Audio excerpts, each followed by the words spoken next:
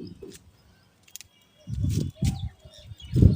तो जय हिंद। नमस्कार साथियों, स्वागत है आपका आपके अपने चैनल जीएलएस स्टडीज में। तो साथियों, आज हम लोग एक बहुत ही महत्वपूर्ण बायोलॉजी का टॉपिक देखने वाले। तो हमारे टॉपिक का नाम क्या है? तो आज हम लोग देखने वाले कि शुक्राणु और अंडाणु में अंतर। ठीक है, इसका इंग्लिश हो जाएगा difference between sperm and ovum. ठीक है, शुक्राणु का इंग्लिश होता है स्पर्म और अंडाणु का इंग्लिश होता है ओवम। तो आज हम लोग देखने वाले हैं कि ये शुक्राणु और अंडाणु में क्या क्या अंतर है। ठीक है साथियों, तो चलिए समझते हैं। बिल्कुल एकदम अच्छे से आपको हम मतलब एकदम अच्छा से बताएंगे कि शुक्राणु कहाँ से बनता है, मतलब सब चीज़ आपको बताएंगे। ठीक है, एकदम डिटेल से, बस शुरू से लेकर वीडियो को अंत तक वॉच कीजिए, बहुत मजा आएगा। ठीक, तो चलिए। तो सबसे पहले देखिए, आपके परीक्षा में चाहे कभी आपसे पूछा जाए कि किसी भी चीज़ में जब आपसे अंतर पूछा जाएगा तो क्या कीजिएगा, जो आपका पेज रहेगा उसको दो भागों में बांट दीजिएगा। इस पेज को हमने क्या किया, दो भागों में यहाँ पे हम बांट देते हैं। ठीक है, और हमने क्या किया, हमने एक तरफ लिखा मेरे भाई शुक्राणु और हमने एक तरफ लिखा क्या, अंडाणु। हमने क्या लिखा, एक तरफ शुक्राणु और हमने लिखा एक तरफ अंडाणु। ठीक है, अब क्या करेंगे, इसका अंतर लिखना स्टार्ट करेंगे। देखिए, तो लिखना स्टार्ट करते देखिए, समझते हैं कि सबसे पहले ये जो आपका शुक्राणु है ना मेरे भाई, वो शुक्राणु क्या है, तो एक नर जनन कोशिका है। सबसे पहले चीज हम क्या बोले, ये जो शुक्राणु है वो नर जनन कोशिका है, यानी शुक्राणु कहाँ से निकलता है, तो नर से निकलता है। और ये जो अंडाणु है ना, ये क्या है, एक मादा जनन कोशिका। तो सबसे पहला अंतर लिखते हैं, उसके बाद और समझेंगे हम। ठीक है, सबसे पहला अंतर क्या है मेरे भाई, कि ये जो आपका शुक्राणु है, गौर कीजिएगा, सबसे पहला अंतर कि शुक्राणु जो है, शुक्राणु शुक्राणु शुक्राणु शुक्राणु जो है मेरे भाई, वो नर जनन कोशिका है। नर जनन जनन कोशिका है, नर जनन कोशिका है। बात क्लियर हुआ मेरे भाई, बात क्लियर हुआ। सबसे पहला चीज कि ये जो स्पर्म है ना, वो नर जनन कोशिका है, यानी स्पर्म कहाँ से निकलता है, तो नर से निकलता है। ठीक है, सबसे पहला चीज अंतर इसमें हो शुक्राणु में। दूसरा लिखेंगे इसी में अंडाणु में। तो अंडाणु क्या होता है मेरे भाई, तो ये आपको पता है कि अंडाणु क्या है, एक मादा जनन कोशिका है, यानी ये फीमेल से निकलता है। ठीक है, ये क्या है आपका, मादा जनन कोशिका है। क्या है, मादा जनन, मादा मादा जनन जनन कोशिका है। क्या, अंडाणु एक मादा जनन कोशिका है। ठीक है मेरे भाई, यहाँ तक समझ में ना, कोशिका है। ये चीज तो क्लियर होगा कि हाँ सर जी, ये जो नर है ना, मतलब ये जो शुक्राणु है ना, ये कहा नर जनन कोशिका और अंडाणु जो है मादा जनन कोशिका। अब हम समझते हैं कि शुक्राणु का निर्माण कहाँ होता है और अंडाणु का निर्माण कहाँ होता है। देखिए मेरे भाई, सबसे पहले हम समझते हैं शुक्राणु। ये जो शुक्राणु का जो निर्माण होता है ना मेरे भाई, कहाँ होता है, वृषण में होता है। वृषण यानी टेस्टिस में होता है। नर के पास आपको पता होगा कि नर के पास क्या होता है, दो टेस्टिस होता है। ठीक है, टेस्टिस का आकार ऐसा होता है, गोला होता है। ठीक, और ये हमारा पेनिस से सबसे जुड़ा रहता है। तो इसी चीज को अपन क्या बोलते हैं, टेस्टिस बोलते हैं। क्या बोलते हैं, इसी चीज को अपन टेस्टिस बोलते हैं। और किसी भी नर में यानी किसी भी पुरुष में टेस्टिस की संख्या यानी वृषण की संख्या कितनी होती है, दो होती है। और इसी वृषण में क्या होता है, हमारा शुक्राणु का निर्माण होता है। बात समझ में आया? तो लिखेंगे मेरे भाई, ये पॉइंट क्या लिखेंगे कि शुक्राणु का निर्माण कहाँ होता है। तो लिखेंगे मेरे भाई, लिखेंगे मेरे भाई, लिखेंगे। गौर कीजिएगा, समझ में आ रहा है ना कि ये आपका क्या हो गया, ये वृषण है। इसी वृषण में क्या होता है, तो शुक्राणु यानी स्पर्म का निर्माण होता है। ठीक है, तो लिखेंगे शुक्राणु का निर्माण, शुक्राणु का निर्माण, शुक्राणु शुक्राणु शुक्राणु का निर्माण, का निर्माण निर्माण निर्माण कहाँ होता है मेरे भाई, तो निर्माण आपका वृषण में होता है। कहाँ होता है, वृषण, जिसको अपन क्या बोलते हैं, टेस्टिस बोलते हैं।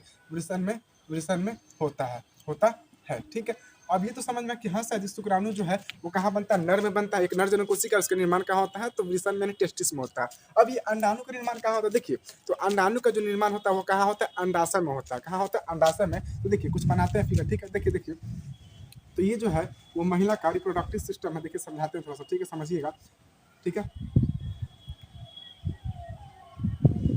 ठीक है, ये कुछ इस प्रकार का होता है। तो इसी चीज को अपन बोलते हैं अंडाशय। क्या बोलते हैं, इसी चीज को अपन क्या बोलते हैं, अंडाशय, अंडाशय, अंडाशय। तो जैसे मेरे भाई गौर कीजिएगा, जैसे आपका यहाँ पे क्या था, वृषण था, तो इस वृषण में क्या हो रहा था, शुक्राणु का निर्माण हो रहा था। तो वैसे ही इस अंडाशय में क्या होता है, अंडाणु का निर्माण होता है। ठीक है, अंडाशय को हम लोग बोलते हैं इंग्लिश में ओवरी। इसी ओवरी में क्या होता है, तो ओवम यानी अंडाणु का निर्माण होता है। बात समझ में आ रहा है, वृषण में शुक्राणु का निर्माण होगा और अंडाशय में क्या होगा, अंडाणु का निर्माण होगा। तो लिखेंगे हम लोग, लिखेंगे हम लोग कि अंडाणु का निर्माण कहाँ होता है, तो अंडाणु का निर्माण आपका अंडाशय में होता है। अंडाणु का निर्माण कहाँ होता है, तो अंडाशय में होता है। ठीक है, यानी ओवरी का निर्माण ओवम में होता है। दूसरा लिखेंगे हम लोग कि अंडाणु का निर्माण, अंडाणु अंडाणु का निर्माण, अंडाणु अंडाणु का निर्माण, निर्माण निर्माण अंडाशय में होता है। कहाँ होता है मेरे भाई जी, आपका अंडाशय, अंडाशय, अंडाशय में होता है। कहाँ होता है, अंडाशय में होता है। ठीक है, तो ये यहाँ तक समझ में आ रहा है। चलिए अब थोड़ा हम लोग चित्र समझेंगे। चित्र समझेंगे, ये जो शुक्राणु होता है वो कैसा दिखने में कैसा होता है,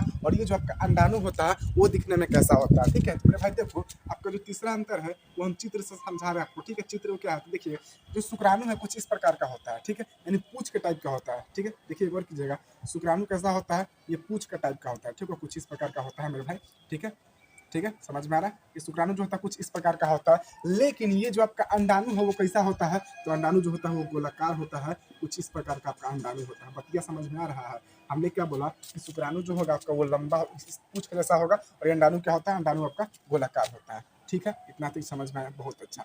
अब उसी में हम लोग लिखेंगे मेरे भाई, उसी में हम लोग लिखेंगे कि क्या ये चीज समझ में आ गया। अब देखो आपको यहाँ पे लौक रहा होगा, एक चीज और समझिएगा, समझने वाली पॉइंट क्या है, ये जो शुक्राणु है ना, इसका क्या होता है? आकार क्या होता है? छोटा होता है। किसका अपेक्षा? तो अंडाणु की अपेक्षा। आपसे पूछा जाएगा कि शुक्राणु बड़ा होता है कि अंडाणु बड़ा होता है, तो बोलिएगा क्या? शुक्राणु छोटा होता है, अंडाणु क्या होता है? बड़ा होता है। तो इस चीज को हम लिखते हैं तीसरा अंतर। चौथा अंतर क्या? चौथा अंतर मेरे भाई समझते जाएगा, बहुत अच्छा से समझ में आएगा।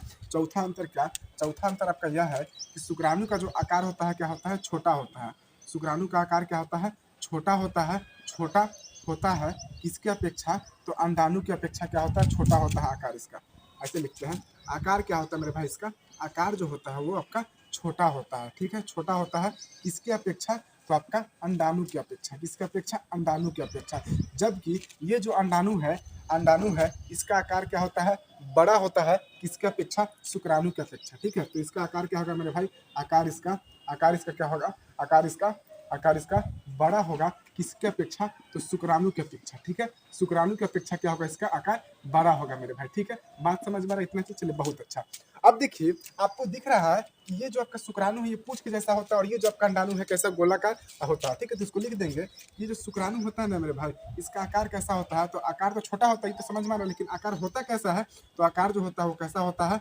आकार जो होता है वो लंबा और पतला होता है। कैसा होता है? लंबा और पतला होता है। ठीक है, लंबा और क्या होता है? पतला होता है। ये चीज समझ में आया कि शुक्राणु का आकार कैसा होगा? तो छोटा होगा। कैसा होगा? लंबा, और क्या होगा? बहुत पतला होगा, बहुत पतला होगा। ठीक है, यहाँ तक क्लियर हुआ। और ये जो आपका अंडाणु होता है मेरे भाई, इसका आकार क्या होगा? तो ये जो अंडाणु है इसका आकार क्या होता है आपका? तो गोल एवं अंडाकार होता है। क्या होता है? आपको दिख रहा है कि गोल है, कैसा है? अंडाकार है। गोल एवं क्या होता है? अंडाकार होता है। अंडाकार होता है। अंडाकार होता है। ठीक है, और सबसे आखिरी वाला जो अंतर है ना, बहुत धड़ाकर अंतर है मेरे भाई, उसी को समझिएगा। छठा अंतर क्या है? तो छठा अंतर मेरे भाई आपका यह है कि देखिए, आप एक चीज जानते होंगे अच्छे से कि ये जो शुक्राणु है ना वो गति भी करता है। हमने क्या बोला कि ये जो शुक्राणु है गति करता है। अब कहोगे कैसे मान लें कि शुक्राणु गति करता है? तो देखो मेरे भाई, आपने ये चीज देखा होगा कि जब भी जनन की प्रक्रिया होती है तो क्या होता है, ये मतलब जनन की प्रक्रिया होती है, समझाते हैं थोड़ा सा। आपको यहाँ पे दिखाई दे रहा होगा, देखिए जनन की प्रक्रिया होता है, तो जब भी जनन की प्रक्रिया में क्या होंगे? एक नर और एक पुरुष भाग लेंगे। ठीक है, एक नर और पुरुष भाग लेंगे। तो जब जनन की प्रक्रिया होता है तो नर क्या छोड़ते हैं? अंडाणु, शुक्राणु को छोड़ते हैं। ठीक है, और देखो सब समझाते हैं। ये क्या हो गया? ये आपका देखिएगा मेरे भाई, ये क्या है आपका? तो मादा जनन अंग है। क्या है आपका? मादा जनन अंग। थोड़ा सा छोटा ही बनाते हैं क्योंकि नहीं दिख रहा होगा तो हम पता है हमें। ठीक है, चलिए, ये क्या है मेरे भाई आपका? ये मादा जनन अंग है। ठीक है, और ये क्या है आपका? अंडाशय है। इसको अपन लोग क्या बोलते हैं? अंडाशय बोलते हैं। इसी अंडाशय में क्या होता है? शुक्राणु का निर्माण होता है। सॉरी, शुक्राणु वाला, इस अंडाशय में क्या होता है? अंडाणु का निर्माण होता है। क्या? अंडाणु का निर्माण। यहाँ पे अंडाणु का निर्माण हुआ। अब क्या होगा? ये अंडाणु जो है ना, इससे निकल के बाहर आता है। इससे निकल के क्या आएगा? बाहर आएगा, यहीं पे रहेगा, आगे नहीं आएगा। और जब जैसे ही हम नर और मादा जनन की प्रक्रिया करते हैं तो क्या करते हैं? नर जो है वो महिला की योनि में क्या करते हैं? तो शुक्राणु को छोड़ते हैं। ये जो शुक्राणु होता है क्या होता है मेरे भाई? अंडाणु के पास पहुंचता है। यानी कहने का मतलब ये हुआ कि शुक्राणु गति करता है, अंडाणु गति नहीं करता है। ठीक है, बात समझ में आ रहा है? शुक्राणु अंडाणु के पास पहुंचता है, अंडाणु शुक्राणु के पास नहीं आता। इस चीज को ध्यान रखिएगा। ठीक है, तो लिखेंगे अगला पॉइंट हम लोग कि यह क्या करता है? शुक्राणु गति कर सकता है और अंडाणु जो है वो गति नहीं कर सकता है। क्या लिखेंगे? कि शुक्राणु शुक्राणु शुक्राणु शुक्राणु गति कर सकता है, गति कर सकता है, सकता है, लेकिन ये जो आपका अंडाणु है वो गति नहीं कर सकता है। गति नहीं कर सकता है, नहीं कर सकता है, कर सकता है।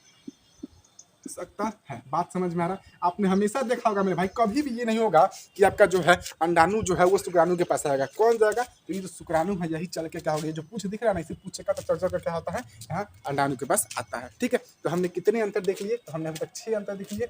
6 अंतर को हम लोग एक बार रिवाइज करते हैं। तो सबसे पहला अंतर क्या है कि जो शुक्राणु है वो नर जनन कोशिका है, और जो अंडाणु है आपका वो मादा जनन कोशिका है। दूसरा है कि शुक्राणु का निर्माण कहाँ होता है? वृषण में होता है। अगर मान के चलिए कोई भी आपका पुरुष है, कोई भी आपका नर है, उसमें अगर वृषण नहीं होगा ना मेरे भाई, तो वो क्या कहलाता है? हिजड़ा कहलाता है। ठीक है, क्योंकि अगर उसमें वृषण नहीं होगा ना, तो जब उसमें वृषण नहीं होगा तो उसमें सबसे पहले तो शुक्राणु का निर्माण नहीं होगा, और जब वृषण नहीं होगा तो उसमें हार्मोन्स भी नहीं बनेंगे, और वो किसी लड़की की तरफ अट्रैक्ट भी नहीं होगा। ठीक है, इस चीज को ध्यान रखिएगा। ठीक है, और कोई मतलब इस चीज को ध्यान रखिए, कोई अगर लड़की की तरफ अट्रैक्ट नहीं होता तो इसका रीजन क्या है? उसका वृषण उसके पास नहीं है। ठीक है, चलिए अगला है कि अंडाणु का निर्माण कहाँ होता है? अंडाशय में होता है। कहाँ होता है? अंडाशय में होता है। ठीक है, चलिए तीसरा चीज हमने देखा, ये जो शुक्राणु होता है कुछ इस प्रकार का होता है, चित्र आपको दिख रहा है कि ये कुछ जैसा होता है, और ये जो अंडाणु है कैसा गोलाकार होता है। ठीक है, इसका आकार क्या होता है? छोटा होता है। किसके अपेक्षा? तो अंडाणु की अपेक्षा। और इसका आकार क्या होता है? 12 किसके अपेक्षा? शुक्राणु की अपेक्षा। और मेरे भाई ये जो आकार में होता है कैसा होता है? लंबा और पतला होता है। और ये आकार में कैसा होता है? गोला एवं अंडाकार होता है। छठा अंतर यह है कि शुक्राणु गति कर सकता है, लेकिन जो आपका अंडाणु है वो गति नहीं कर सकता है। ठीक है मेरे भाई, तो आशा करते हैं कि आपको शुक्राणु और अंडाणु में बिल्कुल अच्छे से अंतर समझ में आया होगा। तो उम्मीद करते हैं कि आपको समझ में आया होगा। ठीक है, अगर आपका और भी कोई भी टॉपिक है तो आप लोग कमेंट कीजिएगा। मिलते हैं नेक्स्ट वीडियो में, तब तक के लिए जय हिंद।